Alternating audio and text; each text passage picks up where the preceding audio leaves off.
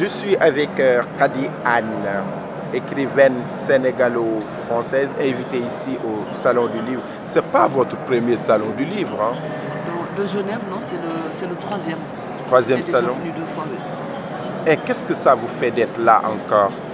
Ben, moi, le Salon du Livre de Genève, je l'associe à un espace de rencontres multiples, avec d'abord mes lecteurs, donc que ce soit des lecteurs suisses ou d'autres pays, mais aussi avec de nouveaux lecteurs qui vont me découvrir à travers des tables rondes, à travers des rencontres dans l'espace qui est dédié au salon. C'est aussi la rencontre avec des auteurs africains que je connais pour certains et qui ne vivent pas forcément en France, donc que je n'ai pas vu depuis très longtemps et que j'ai le plaisir de revoir. Ça peut être aussi des auteurs que je ne connais pas et que je découvre. Et échanger avec tout ce monde-là, ça m'apporte une richesse qui me permet aussi de me définir moi-même par rapport à l'autre et aussi de donner un peu de moi pour que l'autre aussi puisse s'enrichir par rapport à moi. Khady Anne, vous avez présenté votre nouveau livre ici, Oui. Et participé à de nombreuses tables rondes, dont une demain. Qu'est-ce qu'on peut retenir sur votre littérature? Ben, certains me disent que j'ai une littérature décalée par rapport à ce qu'écrivent la plupart des femmes africaines. Parce qu'on me dit que j'ose écrire sur des thématiques que les femmes africaines et même les hommes africains n'abordent pas, comme par exemple le thème de l'homosexualité par exemple au Sénégal. Ça, lors de la table ronde d'hier, quelqu'un me l'a dit. Mais moi, je me définis comme un auteur tout simplement, qui écrit sur ce qui lui passe par la tête, que ce soit des thématiques fortes, des thématiques complexes, qui dérangent ou pas, parce qu'au départ, je n'écris pas pour déranger. J'écris par rapport à comme ça me vient en fait. J'écris comme ça me vient. Des fois, j'ai l'impression que c'est même la plume qui me dit faire du personnage un homosexuel, faire du personnage une femme seule avec des enfants à nourrir, des enfants à élever.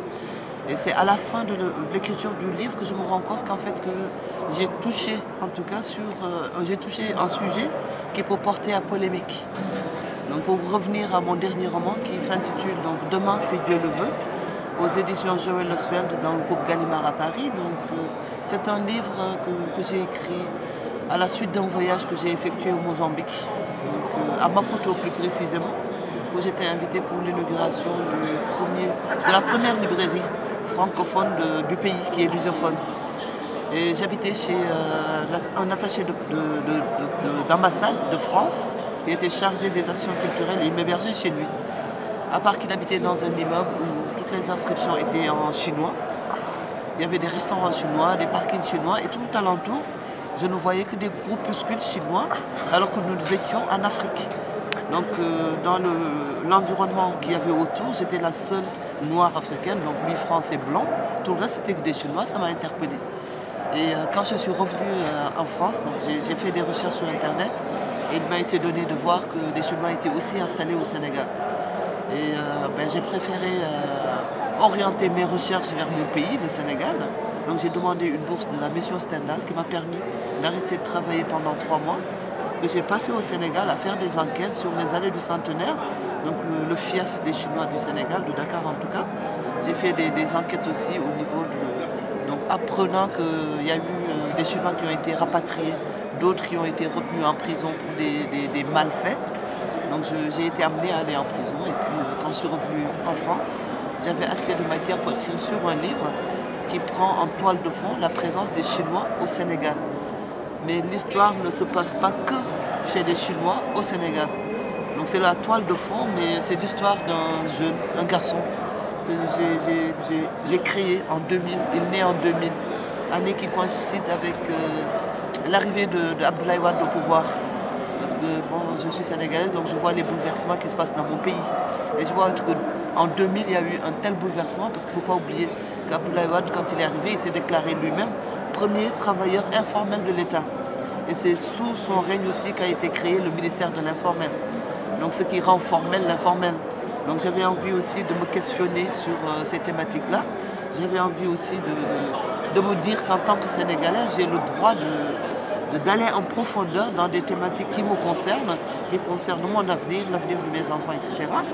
Et donc à travers cette bourse-là que j'ai eue pour aller étudier un peu l'installation des Chinois, j'ai pu Donc faire de l'installation des Chinois une toile de fond et raconter l'histoire d'un petit garçon qui naît en 2000 et qui n'a pas connu le Sénégal d'Abdou Diouf ni de Senghor, mais qui ne sait rien, qui ne connaît que le Sénégal d'Abdoulaye Wade en fait, et qui grandit, mais qui a un frère et qui a aussi une mère très impliquée dans la politique. Les deux vont lui raconter ce qu'était le Sénégal avant. Alors, Kadi Anne, aujourd'hui, vous êtes l'une des plus belles plumes sénégalaises. On connaît aussi Nafissatou Dia.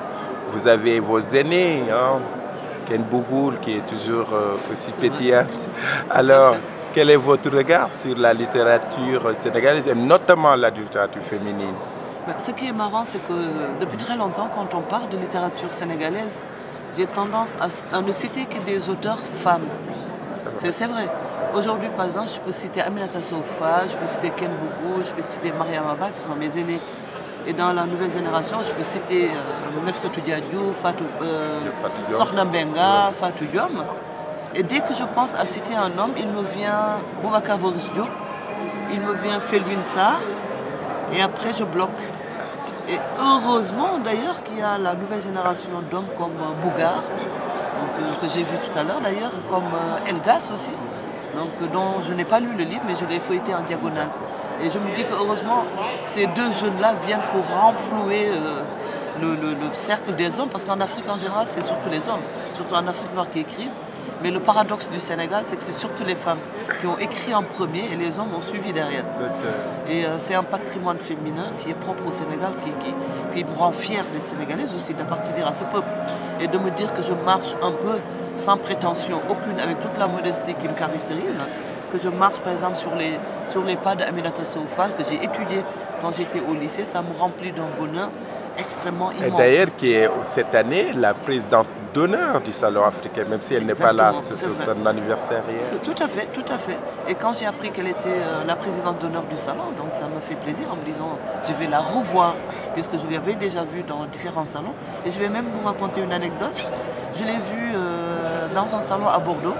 C'était l'escale du livre, et je ne me rappelle plus quelle année, mais c'était la première fois que j'avais une table ronde avec Aminata Sofa. Et je vous assure que j'étais tellement émue que j'ai demandé au public une minute de silence, parce que j'avais besoin de recouvrer mes sens pour pouvoir me dire que oui, je suis assise à côté d'Aminatou Sofa, avec qui je vais quand même échanger sur la littérature. Alors que je l'ai étudiée, je l'ai adorée, je l'ai adulée, tout ce qu'on veut. Donc c'est en quelque sorte, je ne dirais pas mon idole, mais c'est une sorte de maître à penser, on va dire. Et vous, qui êtes aussi devenu une référence, quels seraient les conseils que vous donneriez aux jeunes filles sénégalaises qui voudraient s'engager dans la littérature? Moi, je leur dirais simplement ce que je me suis dit quand j'ai commencé, c'est que c'est très difficile de trouver un éditeur, mais rien n'est impossible. Donc je me dis que s'il faut écrire pour écrire, c'est pas la peine.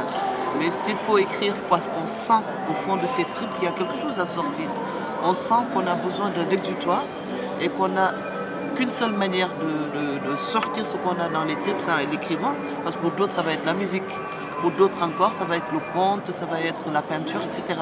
Mais la jeune fille qui sent que ce qu'elle a à sortir de ses tripes, elle ne peut le faire que par le biais de l'écriture, je lui dis, écris, écris, écris, ne te fatigue pas, et un jour tu auras un éditeur. La route est longue, mais il y a une fin à cette route-là, même si elle est longue. Il y a votre grande sœur, Ken Bougoul, qui avait souhaité que la maison de Sembène Ousmane soit érigée en musée. Vous êtes favorable à cette idée? Tout dépend, je pense que tout dépend des héritiers de Sembène Ousmane. Parce qu'on ne peut pas décider comme ça, malgré tout l'honneur qu'on peut accorder à l'œuvre de Sembène Ousmane, tout le respect qu'on peut avoir à son égard en tant qu'homme déjà, et puis après en tant que cinéaste, et en tant que patrimoine du Sénégal, et tout le respect que je peux avoir pour lui. Je pense que la décision finale ne peut venir que de ses héritiers. Et quand je parle d'héritiers, ce ne sont même pas ses enfants, mais les héritiers spirituels, les héritiers dans son art. Il y a tout j'allais dire un clan, mais ce n'est pas un clan, c'est une famille culturelle qui a le monopole de décider de cette chose-là et puis de la présenter. Et puis ce qui de droit, je ne sais pas si c'est l'État ou le ministère de la Culture, mais qui de droit décidera que oui, on donne satisfaction à cette demande. Mais je pense que ce n'est pas à une seule personne de décider de faire de la maison de Sembène Ousmane un musée. Pourquoi ne pas faire un musée ailleurs, mais l'appeler le musée Sembène Ousmane? C'est une idée aussi. L'essentiel étant de célébrer Sembène Ousmane et ses œuvres. Je vous remercie, Khady-Anne. Je vous en prie. Qu'est-ce qu'on peut vous souhaiter? Aujourd'hui, oui. Je suis très fatiguée. Donc là déjà dans l'immédiat, bonne nuit. Et puis après, à long terme, que j'ai toujours la passion d'écrire. Et surtout la patience de commencer une phrase et puis d'aller jusqu'au bout d'un livre. Parce que c'est très long et très difficile. Merci beaucoup, Khady-Anne, de nous avoir reçus ici au Salon du Livre de Genève 2016. Merci beaucoup. Merci.